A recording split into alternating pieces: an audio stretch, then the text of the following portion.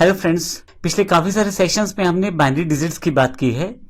Computer अपनी सारी की सारी इंफॉर्मेशन, चाहे वह कोई इमेज फाइल हो यानी कि फोटो हो, चाहे आपने कुछ टाइप किया है यानी कि टेक्स्ट हो, चाहे आपकी कोई ऑडियो फाइल हो, वीडियो फाइल हो, कुछ भी हो, वह सभी इंफॉर्मेशन जो है सारी की सारी इंफॉर्मेशन को 0 और 1 में कन्वर्ट करता है और फिर उसे सेव करता है। ये जानकारी हमने पिछले सेशंस में भी ली थी। 0 और 1 क्या है? असल में कंप्यूटर को कुछ भी सेव करना है, आप चाहे कुछ भी उसे इनपुट दें, उसे 0 और 1 में कन्वर्ट करना पड़ेगा। 0-1 अंक का प्रयोग करने से उसके पास एक कॉम्बिनेशन तैयार हो जाएगा जिसमें कुछ अंकों में 0 ज्यादा रहती है, कुछ में 1 ज्यादा रहता है, यानी कि इन दो अंकों का ही मिश्रण रहता है। ऐसी जो सीरीज बनती है उसे बाइनरी डिजिट्स कहते हैं, यानी कि बिट्स कहते हैं। बाइनरी डिजिट्स का प्रयोग कंप्यूटर अपने लिए करता है, सारी चीजों को समझता है, जो आप इसको इनपुट देते हैं उसे फाइनली बाइनरी डिजिट्स में कन्वर्ट किया जाता है, कैलकुलेशन की जाती है बाइनरी डिजिट्स पे, उसको फिर से आपके समझने लायक आउटपुट में कन्वर्ट किया जाता है, फिर आपको ये प्रोवाइड करवा दिया जाता है। तो फाइनली बाइनरी डिजिट्स में ही कंप्यूटर कार्य करता है। और हम इस सेशन में बात करने वाले हैं कि जितने भी मेमोरी डिवाइसेस के बारे में हमने पिछले सेशंस में पढ़ा है, चाहे वह हार्ड डिस्क है, मेमोरी कार्ड है, पेन ड्राइव है, रैम है, इन सब की जो क्षमता है स्टोर करने की, उसको हम कैसे माप सकते हैं, उसके लिए हम मेमोरी यूनिट्स का इस्तेमाल करते हैं।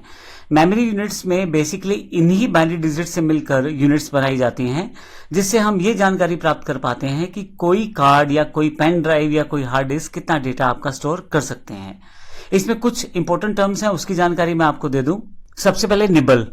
अगर आप 4 बिट्स का ग्रुप बना दें तो उसे निबल कहेंगे, यानी कि 4 डिजिट अगर आपके पास है बाइनरी वाले 0 1 0 0, ये एग्जांपल मैंने दिया है, तो इस तरह के 4 कॉम्बिनेशन अगर आपके पास इकट्ठे हो जाते हैं 4 बिट्स के तो निबल कहते हैं उसे। इस तरह के अगर आप 8 बिट्स इकट्ठे कर दें तो उसे हम बाइट कहते हैं। वर्ड एक टर्म है जिसमें कोई कंप्यूटर किसी चीज को स्टोर करता है।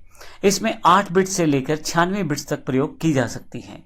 इसका सिंपल सा एग्जांपल मैं नीचे दे रहा हूं, जिसमें मैंने इंडिया, जिसमें 5 अक्षर हैं INDIA, इन 5 अक्षर को मैं यहाँ पे बाइनरी डिजिट का कोड बता रहा हूं और इसको किस तरह से कंप्यूटर में स्टोर किया जाएगा उसका एक एग्जांपल दे रहा हूं। अगर आप आई की तरफ देखें तो 0 1 0 0 1 0 0 1, ये एक कोड है बाइनरी डिजिट का जो आई को रिप्रेजेंट करता है कंप्यूटर के अंदर।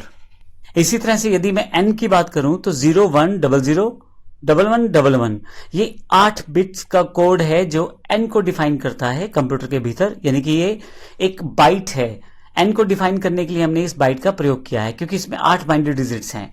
इसी तरह से अगला जो बाइट है डी के लिए, जिसमें फिर से 8 बाइनरी डिजिट्स हैं 0 1 0 0 0 1 0 0। फाइनली इसके पश्चात आई के लिए फिर से रिपीट है 0 1 0 0 1 0 0 1, और फाइनली ए के लिए 0 1 0 0 0 0 0 1, तो ये ए के लिए। तो इस तरह से हमने इंडिया वर्ड जो हमारे पास है उसको रिप्रेजेंट किया है बाइनरी फॉर्मेट में। अब यहाँ पे ये 5 बाइट का इस्तेमाल होने वाला है। आई के लिए अलग बाइट है, एन के लिए अलग बाइट है, डी के लिए अलग बाइट है, आई के लिए अलग बाइट है और ए के लिए अलग बाइट है। टोटल 5 बाइट्स का प्रयोग हुआ है, जिसमें आई के लिए अलग बाइट है, एन के लिए अलग बाइट हुआ, DIA के लिए अलग अलग बाइट हुआ, लेकिन टोटल जो 40 बिट्स का यूज हुआ है, क्योंकि हर बाइट में हमारे पास 8 बिट्स होती हैं। इसके अलावा मैं ये भी बता दूं, हमारे पास बाइनरी डिजिट्स की जो यूनिट्स रहती हैं या मेमोरी यूनिट्स जो रहती हैं वो ऊपर की तरफ यहां दी हुई हैं।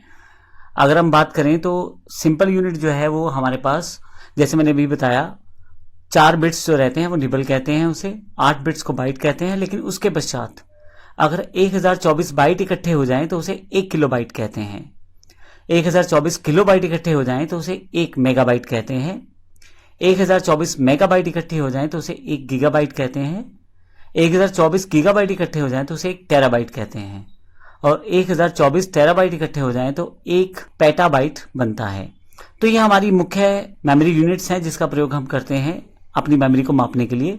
अब मेमोरी स्टोरेज कोई भी प्रयोग कर ले, जैसे एग्जाम्पल के लिए प्राइमरी मेमोरी ले लूं या मैं सेकेंडरी मेमोरी ले लूं। प्राइमरी मेमोरी में बेशक रैम है, या सेकेंडरी मेमोरी में जैसे hard disk, memory card, pen drive, DVD इत्यादि, इन सभी की जो मेमोरी यूनिट रहती है वो सेम ही रहती है, अर्थात हर चीज जो है बिट्स और बाइट्स में ही सेव की जाती है। तो इस तरह से हम मेमोरी यूनिट्स का प्रयोग करके एक मेमोरी डिवाइस की क्षमता को भी जान सकते हैं। धन्यवाद।